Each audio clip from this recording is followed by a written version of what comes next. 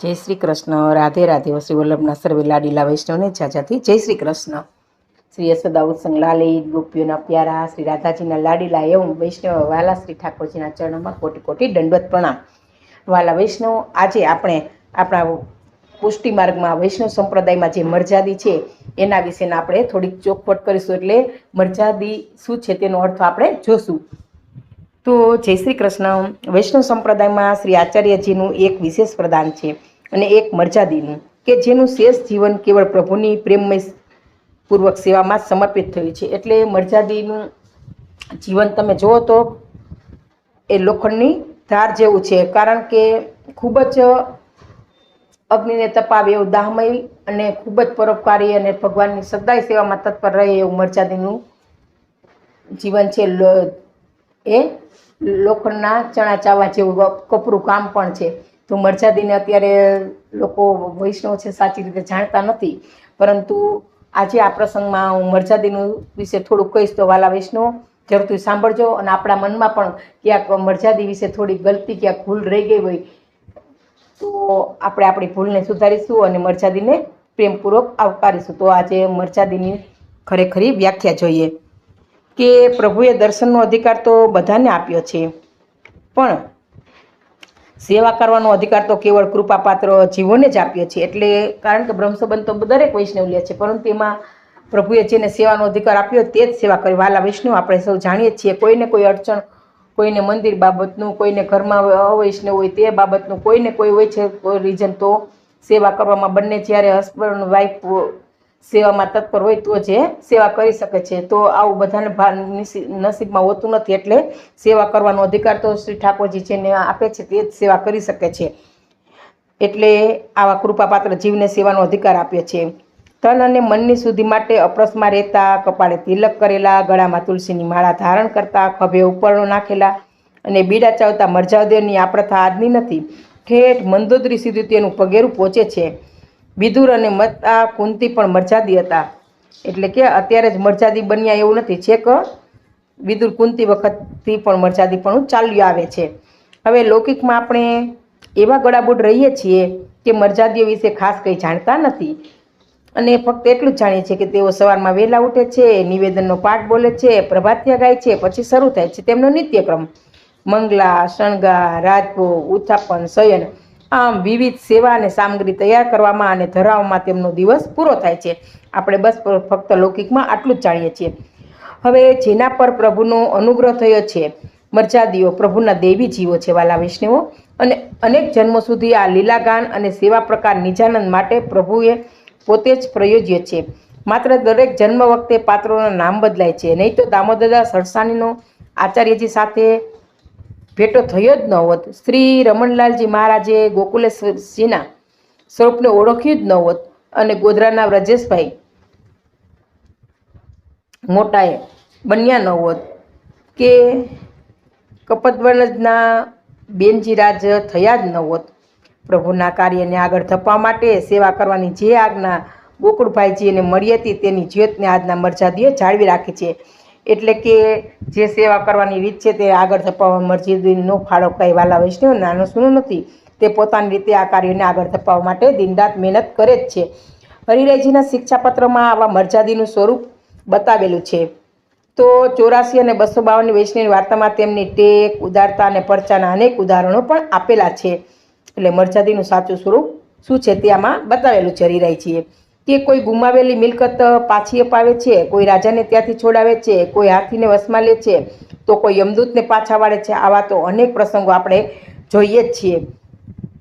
તો મર્યાદીઓમાં આવી શક્તિ ભરપૂર પડી છે. એ શક્તિના ખજાનાની ચાવીઓ ક્યાંક આડીઅવળી પડી ગઈ હોય ને તો ખોળવામાં મદદ કરજો વાલા વૈષ્ણવ, કારણ કે તેમના થકી ધર્મનું આ સ્વરૂપ જળવાઈ રહ્યું છે. એટલે મર્યાદીપણું ખૂબ જ દુષ્કર અને કપરું કામ છે, કારણ કે એ સેવાના ભેખધારી હોય છે, અને આ પુષ્ટિ માર્ગને આગળ ધપાવવા મર્યાદીઓનો ફાળો પણ કંઈ નાનો સૂનો નથી. વાલા વૈષ્ણવ ખાસ યાદ રાખજો, આપણે જ્યારે ભૌતિક સુખોની પાછળ દોડીએ છીએ અને જ્યારે મર્યાદીઓ પોતાને ત્યાં બિરાજતા પ્રભુના સ્વરૂપનો સર્વોપરી ગણીને તેની સેવામાં જાત ઘસી નાખે છે. વાલા વૈષ્ણવ આ કોઈ એક સામાન્ય કામ નથી, કારણ કે મર્યાદીઓને મન વૈષ્ણવોની સેવા એ જ પ્રભુ સેવા છે. કારણ કે પ્રભુ ભક્તના હૃદયમાં બિરાજે છે, એટલે એવા વૈષ્ણવોની વિશેષ સેવા કરવા માટે કેટલાય મર્યાદીઓએ જાતને ગીરવે પણ મૂકી છે, પોતાના છોકરાને મારી પણ નાખ્યો છે, કે વાણિયાને વાયદો આપ્યો છે. એવી અસંખ્ય વાર્તાઓ 252માં આપણે જાણીએ છીએ અને વાંચીએ છીએ. કારણ કે પોતાની જાતને ઘસી નાખવામાં મર્યાદીઓ ખૂબ જ ઉત્તમ પુરવાર થયા છે, કે એ પણ વૈષ્ણવ ખાતર, એ વૈષ્ણવને ભગવાનનું સ્વરૂપ જ વાલા વૈષ્ણવ માને છે, એને વૈષ્ણવથી વિશેષ કંઈ નથી. અને મારા ઠાકોરજી વૈષ્ણવ હૃદયમાં બેસેલા છે તેવું તે માને છે. હવે મર્યાદી જાણે છે કે મનને પ્રભુગામી કરવા માટે વાંચન, સત્સંગ, ભજન ઇત્યાદિ ખૂબ અગત્યના છે. તેઓ ભજન કીર્તનમાં તો એવા ડૂબે છે કે સવારે ક્યારે પડે તેનું ધ્યાન રહેતું જ નથી.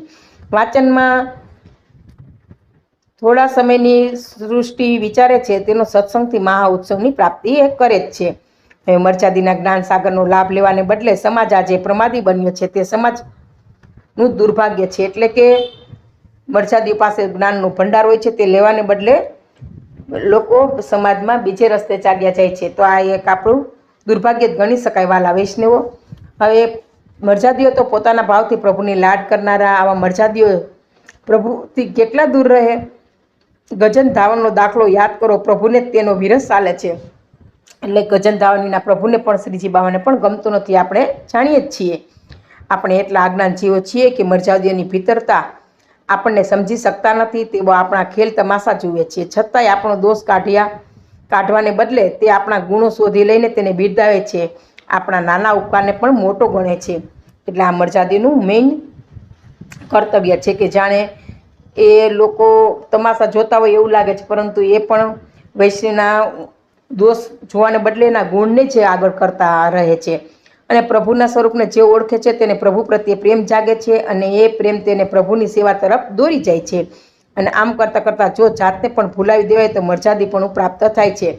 એટલે કે જ્યારે કોઈ પણ વૈષ્ણવ પ્રભુમાં એટલો બધો તન્મય થઈ જાય કે પોતાની જાતને પણ ભૂલી જાય ને, ત્યારે વાલા વૈષ્ણવ મર્યાદીપણું આપણે આવ્યું કહેવાય. નહીં તો મર્યાદીનો ઓછળું ઓઢીને ફરિયા ન કરવું, એવું આમાં કહેવામાં આવ્યું છે. કે મર્યાદી થવા માટે તો નિવેદન લેવું સરળ છે, પણ તેને નિભાવવું તો ઘણું મુશ્કેલ છે. પરંતુ સમય જતાં અને મેદની કૃપા થતાં સેવામાં મન લાગી જાય છે, અને ગમે તે મુશ્કેલીઓ વચ્ચે પણ ધર્મ સાચવવાની ટેક આવી જાય છે. મર્યાદી પાસેથી ઘણું શીખવાનું છે, અને જાણવાનું અને સમજવાનું છે. કે તેમની સેવા કરી કૃપાપાત્ર થશો તો મહેશ સાથે મુલાકાત પણ ગોઠવી આપશે. એટલે શ્રી ઠાકોરજી સાથે મુલાકાત પણ કરી આપશે. ઘટપણમાં આવતા અનેક દુઃખો વચ્ચે કષ્ટદાયક જીવન વિતાવતા મર્યાદીઓના વિરતિકૃત થયેલા શરીર તરફ ન જોતા તેમના આત્માની પ્રસન્નતા તરફ ધ્યાન આપજો, એવું કહેવામાં આવ્યું છે. કે અમુક મર્યાદી છે એ ઘટપણ આવી ગઈ હોય છે તે, અને એનું કષ્ટદાયક જીવન હોય છે, તો એને શરીર તરફ ન જતા એના આત્માની પ્રસન્નતા તરફ તમે ધ્યાન આપજો, એવું કહેવામાં આવે છે વાલા વૈષ્ણવો. અને મર્યાદીને મળવાથી મન પ્રસન્ન થાય છે. તેઓ તમારા સુખ દુઃખ પહેલાં પૂછે છે અને તેમના વિશે નહીવત જણાવે છે. એટલે તે સામા માણસના જે વૈષ્ણવ મળવા જાય છે તેને પહેલાં પૂછે છે, પોતાનું પોતે કહેતા નહીવત જ જણાવે છે. હવે બુહારી કરતા, સિંગ કરતા, જારી ભરતા, વડા કરતા કે ખવાસી કરતા અપરસમાં રહેલા મર્યાદીને જોઈને માથું નમાવીને જય જય શ્રી કૃષ્ણ કહેવાનું ભૂલતા નહીં. મિશ્રી પ્રસાદનો દૂનો કે પાનના બીડા આપે તો તેના ઘણા પ્રેમથી સ્વીકાર કરજો વાલા વૈષ્ણવો. તમારા સ્વીકારવામાં જ એમની પ્રસન્નતા છે. એટલે જેટલા ભાવે તમે સ્વીકારો છો તે ખૂબ જ પ્રસન્ન થાય છે. હવે શહેરમાં કોઈ મર્યાદીને કૂવાનું જળ સીંચતા જોઈને આશ્ચર્ય પામતા નહીં, અને તેમના તરફ અહોભાવથી જોઈ તેમને વંદન કરજો વાલા વૈષ્ણવો. મર્યાદીઓ તો વૃક્ષો જેવા છે. વૃક્ષોની છાંયમાં બેઠા હોય તો છાંયડો પણ મળે અને ફળો પણ મળે. મર્યાદીઓની પાસે બેસવાથી આવી શાંતિ અને પ્રસાદની પ્રાપ્તિ થશે, એની ખાતરી કરી જુઓ. અને ફળ તો શ્રી ઠાકોરજી આપવા તૈયાર જ છે. તો આવા મર્યાદીઓને કોટી કોટી વંદન. અને આજના પ્રસંગમાં મર્યાદીનું જે સ્વરૂપ મેં બતાવ્યું અને મર્યાદીના લક્ષણો બતાવ્યા વાલા વૈષ્ણવ, તે આપણે પણ વિચાર કરીએ જે આપણે ક્યાંક મર્યાદીઓને અન્યાય તો નથી કરી રહ્યા ને, તો આપણે પણ આપણું પણ સુધારવું પડશે. અને આ પ્રસંગ કહેવામાં વાલા વૈષ્ણવ મારી ભૂલ રહી ગઈ તો પુષ્ટિદાસની દાસીને ક્ષમા કરશો. જે હવે આપણે કુંભનદાસનો વાર્તા પ્રસંગ જોઈએ. વૈષ્ણવની વાર્તામાં એક વખત કુંભનદાસજીએ શ્રી આચાર્ય મહાપ્રભુજીને પુષ્ટિ માર્ગનો સિદ્ધાંત પૂછ્યો. શ્રી આચાર્ય મહાપ્રભુજીએ કૃપા કરીને 84 અપરાધ, રાજસી, તામસી, સાત્વિક ભક્તના લક્ષણો અને પ્રાતકાળથી શયન સુધીની સેવા પ્રકાર કહ્યો. બાળ લીલા, કિશોર લીલાનો ભાવ પણ વાલા વૈષ્ણવ કુંભનદાસને કહ્યો.